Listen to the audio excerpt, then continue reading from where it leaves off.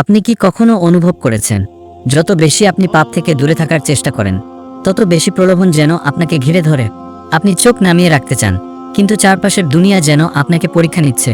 আপনি হারাম থেকে বাঁচতে চান, কিন্তু শয়তান কানে কানে ফিসফিস করে বলছে, একবার দেখলে কি হবে? এই লড়াই কি কেবল আপনার একার?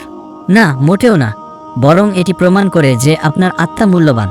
আল্লাহ কুরআনে বলেছেন, নিশ্চয়ই তোমাদের মধ্যে আল্লাহর কাছে সবচেয়ে সম্মানিত সেই যে সবচেয়ে বেশি তাকওয়া অবলম্বন করে। এই দুনিয়া আপনাকে বারবার টেনে নামাতে চাইবে, কিন্তু আপনি যদি আল্লাহর সন্তুষ্টির জন্য নিজের প্রবৃত্তির বিরুদ্ধে লড়াই করেন, তবে জানুন এই লড়াই সবচেয়ে মূল্যবান।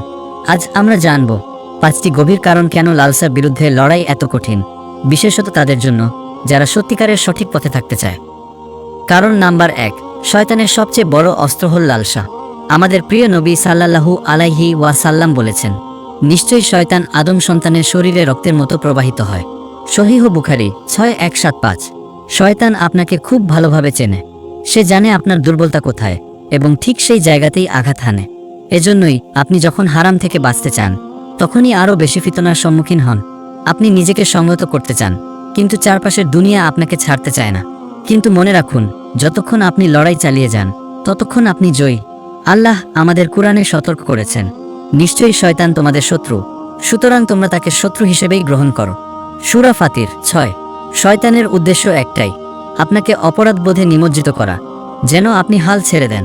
কিন্তু আপনি যদি হাল না ছাড়েন, তাহলে শয়তানই পরাজিত হবে। মনে রাখুন, লড়াই যত কঠিন, পুরস্কার তত বড়। কারণ নাম্বার 2, এই দুনিয়া আপনাকে প্রবৃত্তির দাস বানাতে চায়। আজকের সমাজ আপনাকে কি শেখাচ্ছে? চোখের সামনে সবকিছু নরমাল হয়ে গেছে।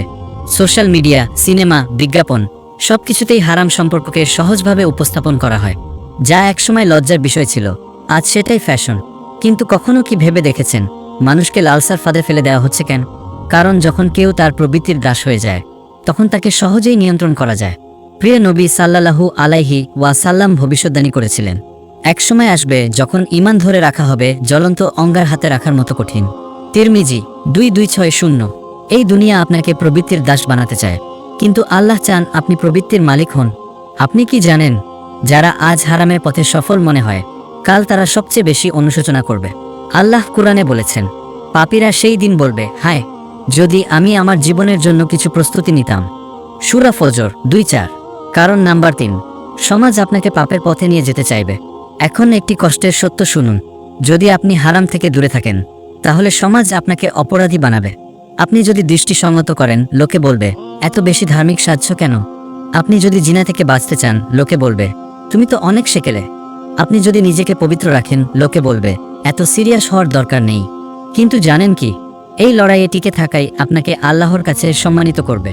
আল্লাহ কুরআনে বলেছেন, নিজের প্রবৃত্তির অনুসরণ করো না, কারণ তা তোমাকে আল্লাহর পথ থেকে বিচ্যুত করবে। সূরা সাদ 2:6। কারণ নাম্বার 4, গুনাহ আপনাকে আত্মিকভাবে দুর্বল করে দেয়। আপনি কি লক্ষ্য করেছেন, মানুষ যত বেশি গুনাহে ডুবে যায়, তত বেশি একাকী অনুভব করে। গুনাহ মানুষকে ভেতর থেকে শূন্য করে দেয়, কিন্তু আল্লাহর রহমত সবকিছুর ওপরে। আপনি যদি একবার পড়ে যান, তাহলে উঠে দাঁড়ান। আল্লাহ বলেছেন, হে আমার বান্দারা, যারা নিজেদের বিরুদ্ধে জুলুম করেছ, তোমরা আল্লাহর রহমত থেকে নিরাশ হয় না। নিশ্চয়ই আল্লাহ সমস্ত গুনাহ ক্ষমা করেন। সূরা জুবুর 5:3। কারণ নাম্বার 5, এই লড়াইয়ের পুরস্কার অনেক বড়। যত কঠিন লড়াই, পুরস্কার তত বড়। যদি আপনি লালসার বিরুদ্ধে সংগ্রাম করেন, আল্লাহ আপনাকে আরও শক্তিশালী করবেন। আপনি জান্নাতে নবীদের সঙ্গী হবেন। আপনি দুনিয়াতেই প্রশান্তি পাবেন। এই লড়াই যত কঠিন, আল্লাহর কাছে আপনার মর্যাদা তত বেশি। আপনি যদি এই লড়াইয়ে থাকেন, তবে জানুন, আপনি একা নন।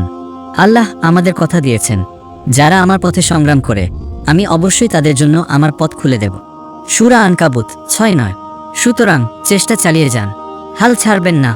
ভিডিও ভালো লাগলে লাইক দিন ও শেয়ার করুন, কমেন্ট করুন, আমি কখনো হাল ছাড়ব না। নতুন ইসলামিক ভিডিওর জন্য চ্যানেল সাবস্ক্রাইব করুন। আল্লাহ আমাদের সবাইকে এই লড়াইয়ে বিজয় করুন। আমিন।